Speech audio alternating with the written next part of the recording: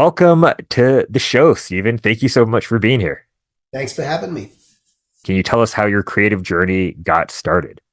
Yeah, it's really bizarre, really, when I go back in time and people can't even believe that this was a true story, but it's a true story. I'm originally from London, England. That's why I kind of talk funny. And when I was around 6 years old, I was looking out my bedroom window and I saw something on my backyard, a book of some sort. And I went downstairs and I picked it up, and inside that book, it was filled with original sketches, original portraits, landscapes. I don't know how it got there, whose it was, why it was there. But from the time I grabbed that book, that's when I really started drawing. So, and it's only now that I look back and realize why it was there, for me to be on this journey and to do what I'm doing now with my art. And so that's where it started. And then from there was just practicing cartoons all the time. I was just watching a lot of Hanna-Barbera. That's where I was just getting a lot of my influence from. Scooby-Doo, the Flintstones, Tom and Jerry.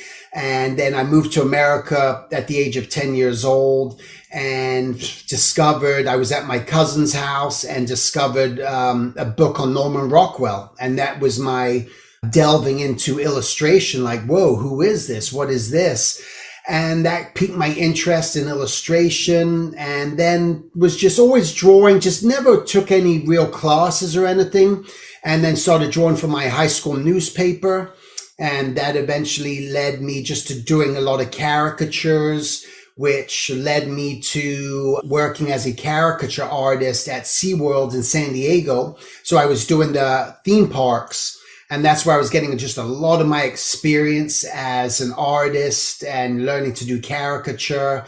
And then eventually would just show up to a lot of events. If I heard there was going to be a cartoonist coming to talk at a place, I would show up, and there was a cartoonist, an animator from a storyboard artist from the show called Freakazoid, who was doing a talk at Warner Brothers. And I saw him. I would take my portfolio with me everywhere just to show anyone, get some advice, feedback. And he said, hey, your stuff's pretty good. It's not great. Keep working on it. But, hit me up sometime. And it took me about a year to build up the confidence to get in touch with him. And he invited me up to Warner Brothers to show him my work. And he said, hey, you know what? You got some really cool stuff. They just fired a character designer on a show called Hysteria, which was a very caricature-driven show on historical characters.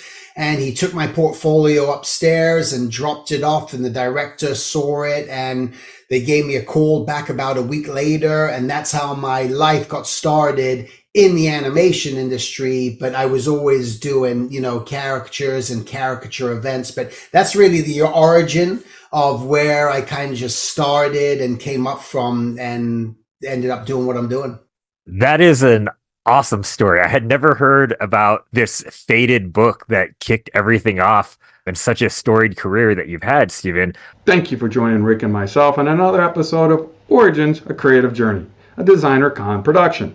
Please like this video, subscribe to our YouTube channel, download and listen to us every place you get your favorite podcast. Follow us on Instagram at Origins, A Creative Journey, all one word. Drop us an email for thoughts, ideas, or maybe somebody you'd like us to interview at dconpodcast@gmail.com. And make sure you join us in Las Vegas for DesignerCon, North America's premier annual design convention. All the information can be found, including tickets, at designercon.com.